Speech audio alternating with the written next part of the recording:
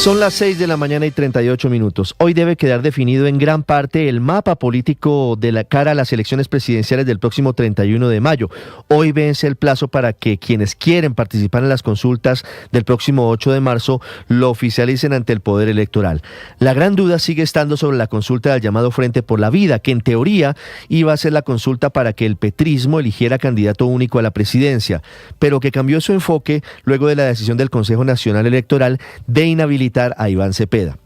La consecuencia de esa decisión del CNE ha sido la de dividir en dos bandos a las fuerzas políticas que llevaron a Gustavo Petro a la presidencia en el 2022.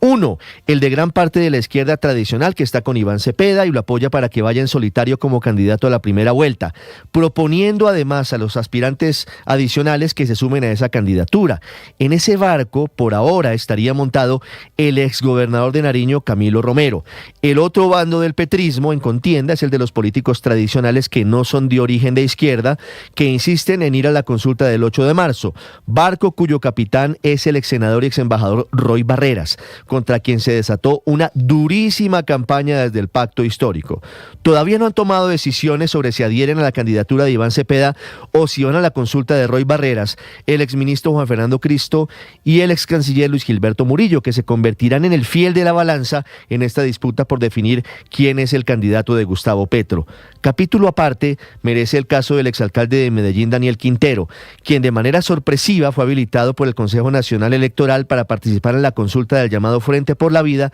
en contravía del concepto de la registraduría.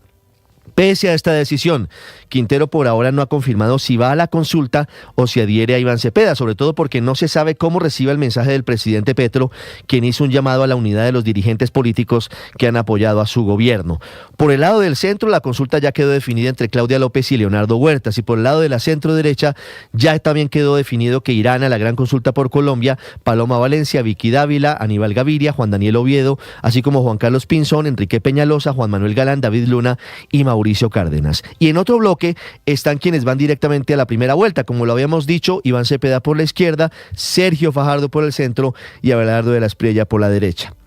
Lo que veremos ahora es si las consultas de marzo siguen siendo un buen trampolín para impulsar las candidaturas a la primera vuelta presidencial o si esa estrategia va perdiendo fuerza. María Camila Orozco es periodista. Está en Mañanas Blue. Ya son las 6:40 de la mañana. La pelea del día es entre la fiscal general y el gobierno por la paz total. El nuevo choque lo origina el pedido de Oti Patiño como comisionado de paz para que el Estado le dé garantía y seguridad jurídica y protección física a alias Chiquito Malo, el máximo jefe del Clan del Golfo. Esa es la razón por la que la fiscal Luz Adriana Camargo está cuestionando duramente a Patiño, aclarándole que ella no tiene competencia para garantizar esa seguridad humana y jurídica a los integrantes de una de las organizaciones armadas más peligrosas para que se desplacen o permanezcan en las zonas de ubicación temporal creadas por el gobierno. También está cuestionando la fiscal que estas zonas que están ubicadas en Tierra Alta, Córdoba, Belén de Bajirá y Unguía, Chocó, que sirven hoy de pretexto para que el gobierno premie solo a 5 integrantes del Clan del Golfo, 2 de ellos pedidos en extradición, está especificado que sirve para albergar a todos los integrantes de grupos armados con los que se adelanten diálogos de carácter político y que muestren actitud de paz y de convivencia. Es el último intento del gobierno por salvar la inane mesa de diálogo con el Clan del Golfo, que decidió congelar las conversaciones después de que el presidente Petro le ofreciera a Chiquito Malo como objetivo de alto valor a Estados Unidos. Este pulso ha dejado ver por otro lado el desorden que ocasiona la paz total, porque mientras Oti Patiño y el abogado Ricardo Giraldo, que representa al Clan del Golfo, sostienen que las órdenes de captura están suspendidas desde diciembre pasado, la fiscal general está replicándoles, diciéndole que esas zonas de ubicación no suspenden el ejercicio de la acción penal. En la mitad de esta discusión, como siempre, están los soldados y los policías que se enfrentan en terreno a una realidad que es indiscutible. Salen y hay tantos grupos y tantos premios producto de la paz total que no saben si combatirlos, pero ofrendan su vida en el terreno. Paola Ochoa es periodista. Está en Mañanas Blue. 6 de la mañana, 42 minutos. 830.000 carros que funcionan a diésel a punto de pagar más caro ese combustible. Un recorderis de las últimas horas del presidente Gustavo Petro sobre el desmonte de los subsidios al diésel y al carbón, y tras haber expedido el día de Navidad el decreto 1428 de 2025 que introduce un mecanismo diferencial de precios para el ACPM en Colombia, dejándolo barato y subsidiado únicamente para el transporte de carga en el país, donde pesa 36% dentro de la estructura de costos, más de una tercera parte según Colfecar, y por eso solo para los camiones se sigue subsidiando el diésel a fin de no impactar el costo de los alimentos y para no torear el dificilísimo toro de un paro camionero, mucho menos en época electoral. Cerca de 430.000 camiones, tractocamiones y volquetas que van a seguir pagando los mismos 11.000 pesos en promedio por el galón de ACPM, unos 2.400 pesos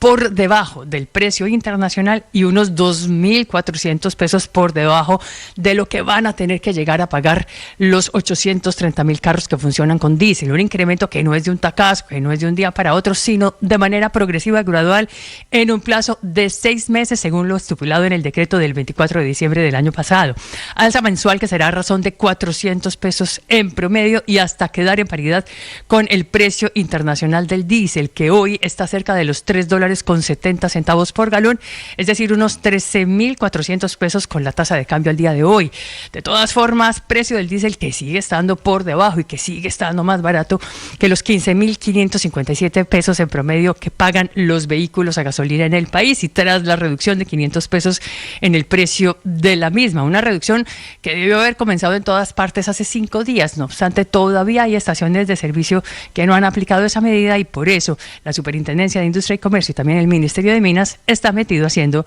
las investigaciones del caso. Camila Carvajal es periodista. Está en Mañanas Blue. 6 de la mañana, 44 minutos. A partir de ahora, si en algún hospital de Bogotá una mujer se va a practicar un aborto, va a necesitar un examen de salud mental. Así quedó establecido en un proyecto de acuerdo que se aprobó en el Consejo de la capital del país, al que solo le falta la firma del alcalde Carlos Fernando Galán, que está en medio de esta polémica y tendrá que decidir si sanciona lo aprobado por el Consejo o si objeta lo que se aprobó. Se trata de un proyecto de acuerdo, el 340, que por muchos meses ha enfrentado a concejales promotores con organizaciones sociales y feministas. Los primeros, los que defienden el proyecto, alegan que las mujeres necesitan mayor acompañamiento para ese tipo de decisiones, y los segundos, los colectivos sociales y feministas, se quejan del proyecto porque consideran que exigir un examen mental es una nueva barrera para la mujer y es un proyecto discriminatorio porque relaciona el aborto con la salud mental. El proyecto, aprobado ya en el Consejo, se llama Ruta por la Vida, dirigida a mujeres gestantes, lactantes y la vida por nacer, y es iniciativa de la concejal Clara Sandoval del Partido Liberal, promoviendo la atención para mujeres en el embarazo, la lactancia y el posparto, pero se incluyó el artículo que exige el examen mental, el acompañamiento psicológico antes de un aborto, y dice también que el aborto es un riesgo. Son organizaciones feministas las principales opositoras, recordando en el Consejo que no se pueden cambiar las reglas de juego que ya fijó la Corte en la sentencia C055 de 2022, que despenalizó el aborto hasta la semana 24. Esas organizaciones alegan que si el alcalde firma y queda ya en firme el proyecto, muchas mujeres van otra vez a buscar una manera clandestina o insegura de interrumpir el embarazo. La queja feminista es que exigir el examen de salud mental antes de abortar es reforzar la idea de que esa decisión sobre su cuerpo implica crisis emocional o una situación relacionada con la salud mental y no una decisión libre de la mujer. Mejor dicho, esta discusión en un tema tan sensible queda con la última palabra del alcalde Carlos Fernando Galán. Estás escuchando Blue Radio.